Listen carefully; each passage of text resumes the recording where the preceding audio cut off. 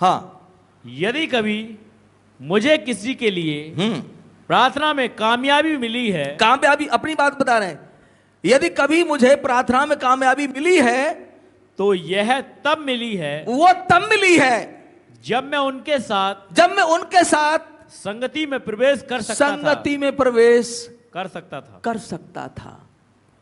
बोले हालेलुया। उनकी दुर्बलताओं, रोगों को महसूस कर सकता था। उनकी दुर्बलताओं को और रोगों को महसूस कर सकता था। कब करेंगे? जब आप उसके टच में जाएंगे, जब आप उसका हिस्सा बन जाएंगे, जब आप उसके अंदर घुस जाएंगे, जब आप उसके दुख को महसूस करेंगे, तब आपका हृदय तरस से उमड़ पड़ेगा, प्रेम से भर जाएगा आपका हृदय, और तब जो दुआ होगी उसमें असर होगा। बोलिए हालेलुया। हाथ उठाकर बोलेंगे प्रभु यीशु मसीह की, उसमें क्या होगा? उसमें असर होगा, असर। हाँ भैया।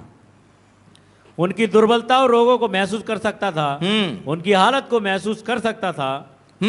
इसके बाद किसी भी तर्क से परे, इसके बाद किसी तर्क से परे आपके अंदर कोई ऐसी चीज जाती है, हाँ, कोई ऐसी चीज आपके अंदर जाती है, और आपके रोगी के लिए, आप रोगी के लिए विश्वास की प्रार्थना करते हैं, विश्वास की दुआ करते हैं। आपको उस इंसान की हालत को महसूस करना होता है। आपको उस इंसान की हालत को महसूस करना होता है आपको पहले।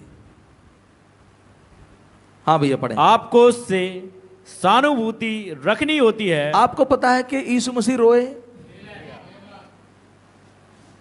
बात सही है गलत है? सही बात है। कई एक जगह लिखा है वो तरस से भर गए, वो तरस से भर गए। तरस से क्यों भरे? वहां कुछ था, वो उसमें शामिल हो गए। ऐसे कोई नहीं रोता किसी के लिए। हाँ भैया पढ़े। आपको उससे सहानुभूति रखनी होती है। आपको उसके साथ होना होता है। आपको उसके साथ होना होता है। इससे पहले कि आप उसकी सहायता करें, उससे पहले कि आप उसकी सहायता करें, इससे पहले। हाँ, इसके बाद आप किसी प्रकार की गहनता में प्रवेश करते हैं। उसके बाद आप किसी प्रकार की गहनता में, गहराई में जाते हैं आप। उसके बाद तो ये जो प्रार्थना करने वाले जो लोग हैं, योद्धा हैं, उनको जिनके पास प्रार्थना कराने के लिए फोन आते हों, या जिनका काम दुआ करने का भी है, उनको ये चीज बहुत अच्छी तरीके से समझनी पड़ेगी। तो कंडीशन क्या है, सिचुएशन क्या है, किस तरीके के हालात हैं, आप सुने, और सुनने के बाद फिर आपको गंभीर होना पड़ेगा। जैसे यीशु मसीह गंभीर होते थे, आपको भी होना पड़ेगा, अगर आप उसके बच्चे हैं तो। तब दुआ होगी तो फिर बात अलग होगी।